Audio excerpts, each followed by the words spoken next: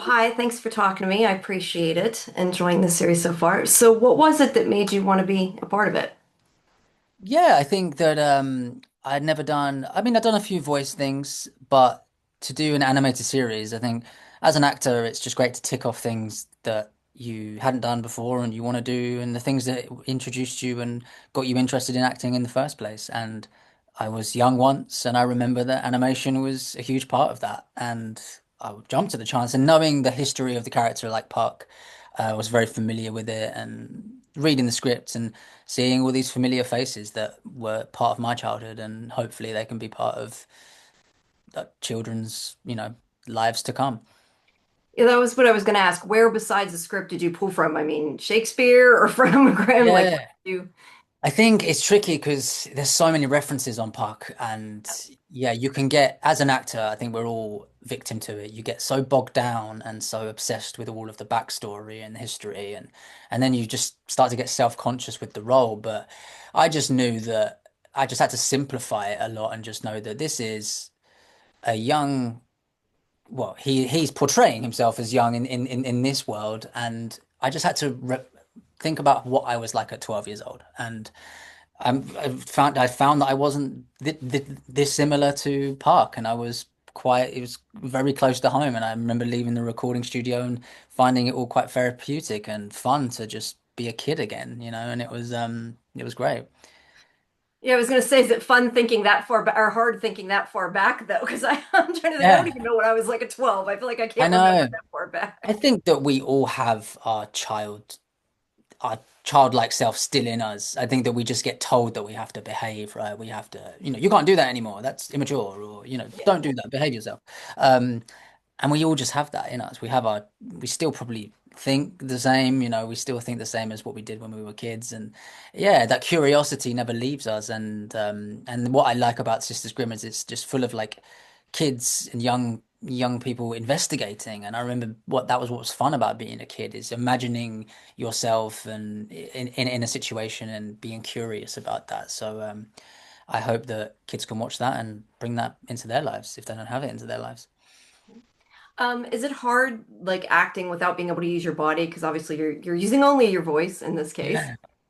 Yeah, you just have to. I think the one thing that I realized is I just have to be just so clear with my choices. And I only have, as you said, I don't have my eyes, and the eyes we know are very important in film and TV. We get majority of the message through the eyes. And that was, yeah, it was daunting knowing that this was just going to be my voice, and then hoping that the animation, they nailed the animation, which I've seen the trailer. I haven't seen the show yet, but it looks like they do an amazing job of that. And yeah, I think I remember just finding myself just thinking I just got to be very clear with my choices.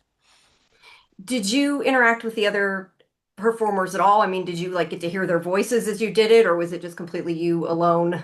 No, yeah, the only person I saw was Dylan, who played Jack in the Beanstalk. That was the only person I saw, like going, he did a session and I did a session, and that was it. But the other actors were all in America. So I had some amazing people that I was bouncing off in the studio. And I think that it's part of their genius and part of how great they are that brought it out of me because it's a completely new world that I was sort of not privy to, and they had a real knack of getting probably what I was holding in out. And yeah, that's what's interesting is we're not necessarily always bouncing off of the actor, but I had great people to bounce off of when I was in the studio. Was there anything else that you found difficult other than those things? The voice, sometimes I would come in with a bit of a deeper voice. Maybe I'd been out the night before or something like that, and my voice was a bit husky or something, and having to have some honey and lemon or something like that. But they were great. They told me they were like, Billy, your voice is too deep. We need to do Need to some be more. 12. Yeah, you need to be 12, man. Come on. It was just that, and I think yeah, and just having not much of yeah, Puck is a historical character, but it really felt like I was in the dark a lot about mm, my choices. But what was really freeing was just I had to just go for it and just rely on my own instincts, and that was scary but rewarding, I hope. Right, we're almost out of time. Really quick, do you have a favorite scene you can tease without giving too much away? Ooh, Even if yeah. you haven't seen it, you you should Haven't remember. yet. hopefully. I just remember the introduction and them fighting about how he's not Peter Pan, and and that was just I really wanted to nail this character in one scene, and I hope that first scene that we see of him, it just kind of it just sums him up, and yeah, I can't wait to see the introduction because I remember I was like, if I just go for it 100 mile an hour, then I should be okay. Yeah, that was a cute scene. It worked. So, Thank you, brilliant.